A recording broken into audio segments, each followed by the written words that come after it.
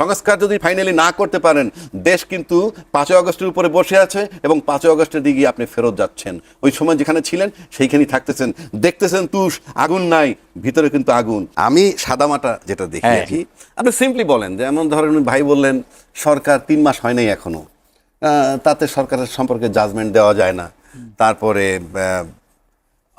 আমরা যে আলোচনাগুলো করতেছি প্রতিশ্রুতি রাখবে, মাত্র 3 মাস হইতেছে, এটা প্রতিশ্রুতি ভঙ্গ না বলে বলতে পারেন রাজনৈতিক কৌশল। হ্যাঁ, তো ভাইয়ের তো খেয়াল আছে, ইউনূস সাহেব টেক ওভার করার পর 3 মাস হয়েছে এই সরকারের, মনে করেন কোনো আন্দোলন নাই। আর ইউনূস সাহেব 3 দিন পর থেকেই আন্দোলন ফেস করছে।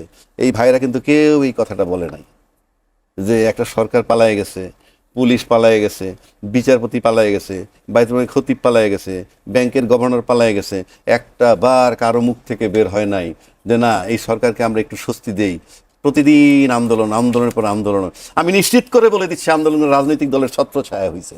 কারা করছে, কোন দল করছে সেটা আমি জানি না, রাজনৈতিক দলের ছত্রছায়া হয়েছে। আমি আবারও বলছি, কারণ কোনো ব্যক্তি যিনি রাজনীতির সাথে সম্পৃক্ত না, তাদের দ্বারা আন্দোলন হয় না, ইন্ডিভিজুয়াল আন্দোলন করে না। তাহলে ওই যে আন্দোলনগুলো হয়েছিল, তারা কারা, কে করাইছিল সেই আন্দোলন? আর আজকে আপনারা বলতেছেন আপনি তো নির্বাচিত সরকার, গণতান্ত্রিক সরকার, 2/3 মেজরিটি আসছেন, ফ্রম ডে ওয়ান আপনার কর্মকাণ্ড শুরু হবে। আপনার আবার টাইম কিসের?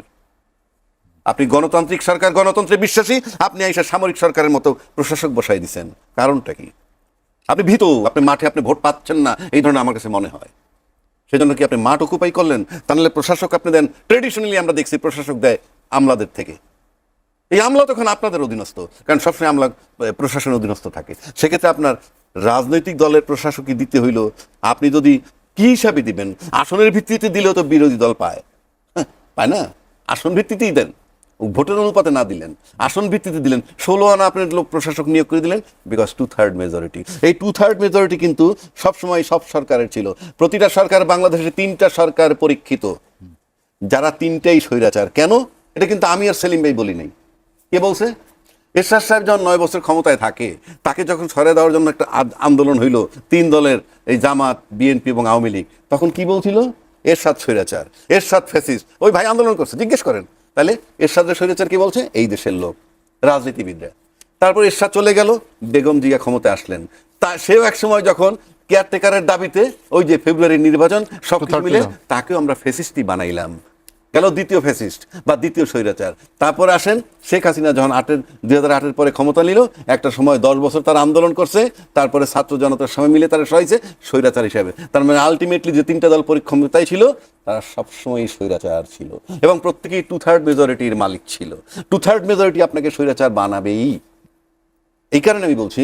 এবং যখন বিরোধী দলে ছিল, গণতন্ত্রের জন্য জীবন দিয়ে দিচ্ছে, ক্ষমতা আসার পর গণতন্ত্রকে ভুলে গেছে। অফকোর্স, আর গণতন্ত্রে ভুলে গেছেন বলেই তো আপনি স্বৈর শাসকের মতো আপনি প্রশাসক নিয়োগ করলেন। এগুলো তো কোনো নির্বাচিত সরকারের কাজ না। আপনি নির্বাচন দিতে থাকেন না পরপর, সমস্যাটা কোথায়?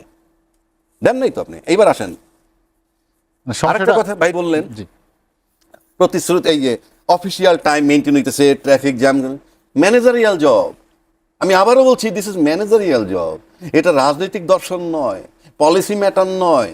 পলিসি ম্যাটার যেগুলো আমি আগে বলছি, আপনার অর্থনৈতিক পলিসি, আপনার ফিনান্সিয়াল পলিসি, আপনার কি বলে এই যে কর্মসংস্থানের পলিসি, এইগুলো হলো পলিসি। এইবার আসেন রাষ্ট্রদর্শন। এইবার আসেন, আপনি সুশাসনের কথা বলছেন। যেখানে রাজনীতিবিদ যখন ক্ষমতায় যায়, তারা হলো পলিসি মেকার, আর প্রশাসনের কাজ হলো সেটা বাস্তবায়ন করা। প্রশাসন সেটা বাস্তবায়ন করবে। আপনি যান প্রত্যেকটা মন্ত্রণালয়ে, আমি তো মন্ত্রী হই নাই, আমি অ্যাডভান্স বলে দিচ্ছি, সব মন্ত্রী কি সবচেয়ে বেশি অ্যাডভাইস করে আমলারা, এবং ফাইনালি গাইডেড বাই আমলা হয়ে যায়। তারা, এটা তো আগেও আমরা দেখেছি, সেই একই প্রথা এখন, সেই একই ধারায় যাব কেন? আচ্ছা, কেন যাইতে হয়? যে সিদ্ধান্তগুলো গ্রহণ করে, পলিসি ম্যাটার হিসেবে যেগুলোকে নেয়, সেগুলা কোনো গ্রহণযোগ্য পলিসি নয়, তাই তারা ওই প্রিভিলেজটা পায়। আপনি দেখেন তো, এরশাদ সরকারের পতন হওয়ার পর রাজনীতিবিদরা ডাস্টবিনে চলে গেছে, আমলারা বহাল তবিয়তে আছে। বেগম খালেদা জিয়া যখন চলে গেলেন, 1/11 আসলো, আমলারা বহাল তবিয়তে আছে। শেখ হাসিনা চলে গেল, আমলারা বহাল তবিয়তে আছে। এবং আমলাদেরকে সেভ করার জন্য আমরা কাজ করেছি। আমরা 200 আন্দোলন করেছি ইউনূস সরকারের বিরুদ্ধে, একটা রায় দিয়ে চলে গেছে। আমি কারো পক্ষে বিপক্ষে বলছি না, I am telling about the scenario. আবার সংবিধান দেখেন, আপনি সংবিধানের দোহাই দিতেছেন। ভাই বলল নির্বাচনটাই তো সংবিধান মোতাবেক হয় নাই, সংবিধান মোতাবেক নির্বাচন বারবার রিপিট করছি। 8 মাস আগে যেটা বলছি আমি, সেটা এখনো চলমান। সংসদ ভেঙে যাওয়ার পর 3 মাসের মধ্যে আপনি নির্বাচন দিবেন। আপনি দিচ্ছেন ফেব্রুয়ারি, 18 মাস পরে এসে ফেব্রুয়ারি 26-এ। সংবিধানে কোথাও লেখা দেখে যদি দেখাইতে পারেন যে ফেব্রুয়ারি মাসে নির্বাচন হয় সংবিধানের হিসাব মোতাবেক, আমি ভাই টক শোতে আর কোনোদিন আসবো না। তাহলে আপনি করলেন কি? আপনি তো সংবিধানের বাইরে থেকে সংবিধানের দোহাই দিচ্ছেন। আপনি নিজে আইন মানতেছেন না। সংবিধানে বলা হয়েছে কি রাষ্ট্রপতি স্বাধীনতার ঘোষক বঙ্গবন্ধু। আমি বঙ্গবন্ধু না, জি আমার সাবজেক্ট না, সাবজেক্ট হচ্ছে বইতে লেখা আছে। সেখানে চুপ্পু সাহেব গিয়ে পড়লেন পার্লামেন্টের অধিবেশনে ভাষণ দেওয়ার সময়, ঘোষক বলেন জিয়াউর রহমান সাহেবকে। পরে দেখলাম ওনাদের মতো দায়িত্বশীল অনেক সাংসদ বলছেন এটাই তো আমাদের সাকসেস, তাকে দিয়ে বলাইতে পারছি। আরে তো পুলিশের রিমান্ডে নিয়েও বাপ ডাকায়, বল আমি তোর বাপ, তাই বলবে। তার মানে কি উনি রিমান্ডে আছেন? অথচ উনি যদি রিমান্ডে এই সরকারের সময় থাকেন, কেন বলা হয় ইউনূস সাহেবের সময় উনি চিকিৎসার জন্য যাইতে পারেন এই সিঙ্গাপুর? উনি বাইপাস সার্জারি করলেন সিঙ্গাপুর, এখন চিকিৎসা চেক আপ করতে গেলেন লন্ডন। একটার সাথে একটা মেলে। সেই জন্য আমি বলছি, আমরা যদি সংস্কার করতে না পারি, আলটিমেটলি এই যে সংস্কারের কথা যেটা আসলো, সংস্কার আপনি যখনই করতে চাইবেন তখনই আপনাকে সেই ওত নেওয়ার কথা ছিল সংস্কার পরিষদের সদস্য হিসাবে।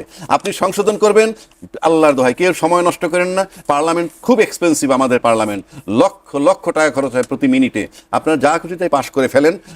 আর সবচেয়ে বড় কথা হলো, আমি শেষ করে দিচ্ছি, সংস্কার যদি ফাইনালি না করতে পারেন, দেশ কিন্তু 5 আগস্টের উপরে বসে আছে এবং 5 আগস্টের দিকে আপনি ফেরত যাচ্ছেন। ওই সময় যেখানে ছিলেন সেইখানেই থাকতে দেখতেছেন তুষ, আগুন নাই, ভিতরে কিন্তু আগুন। ইউনূস সাহেব আগুনের উপরে দাঁড়াইছিল, আর আপনারা নির্বাচনের নামে মনে করছেন একটা লেয়ার পড়ছে, বাট ইনফ্যাক্ট আপনি আগুনের উপরে দাঁড়িয়ে আছেন। তুষ সরে গেলেই কিন্তু আপনি বেকায়দায় পড়ে যেতে পারেন। প্রতিশ্রুতি ভঙ্গ করা সঠিক নয়। একটা সরকার, নির্বাচিত সরকার দেশে আছে, আমাদেরকে কিন্তু ফিল করতে হবে একটা নির্বাচিত সরকার আছে।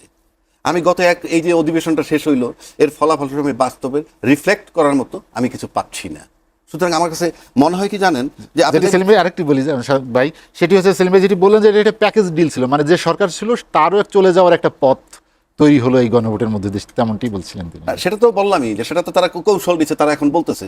আপনি তো ওগুলো সব মেনে আসছেন। আপনি গণভোটকে ডিনাই করা মানে হচ্ছেই আপনি 70% ভোটারকে সাথে প্রতারণা করা বা তাদের সাথে বিট্রে করা। একটা দেখেন, সবকিছু একটা কস্ট থাকে। এই কস্টটাকে যখন গুরুত্ব দেয় না হলে, এমন আমেরিকান সোলজার যুদ্ধে যাইতে চায় নাই। কারণ কি? তারা কস্টটা খুঁজছে, যে কজ ইজ নট কারেক্ট, কস্টটা কারেক্ট নয়। তা আপনি যে এখন গণভোটটাকে মানতে চান না, জুলাই এই কস্টটা কারেক্ট নয়। যদি এই কারেক্ট না হয় তাহলে মানুষ মানতে চাইবে না, আপনি হয়তো ঠেকায় রাখতে পারেন। তৃতীয় কথা হচ্ছে যে দাবি দেওয়া যে সরকারের সময় আসে না, তখন মনে হয় যে সেই সরকার কি আছে ফিল করে কিনা মানুষ। ইউনূস সরকার যে 18 মাস ছিল, যে দাবি দেওয়া নিয়ে মানুষ আসছিল, আপনি যেভাবেই লোক পাঠান বা যেভাবেই আসুক দাবি দেওয়া, এখন একটা নির্বাচিত সরকার কেউ দাবি দেওয়া নিয়ে আসতেছে না কেন? আমার কাছে ফিলিংসটা এরকম যে আমরা কি এই জায়গায় আছি যে একটা কেয়ারটেকার গভর্নমেন্টের মতো রুটিন ওয়ার্ক চলতেছে এবং সেইভাবে চলছে কিনা, এবং অ্যাক্টিভিটিস দেখে আমার কাছে মনে হয় কাণ্ডারিবিহীন কোনো শিপ বোধহয় রওনা দিছে, যে কোথায় গিয়ে ঠেকবে মনে হয় না। এবং সবশেষে বলে দিচ্ছি, যদি আপনি জনগণের প্রতিশ্রুতি বলেন, গণভোট না মানেন, জুলাই সনদ না মানেন, বিষয়টা থেমে গেছে বলে আমার কাছে মনে হয় না। আপনাদেরকে মনে রাখতে হবে third law of Newton, every action has an equal and opposite reaction. এইটা আপনাকে মাথায় রাখতে হবে।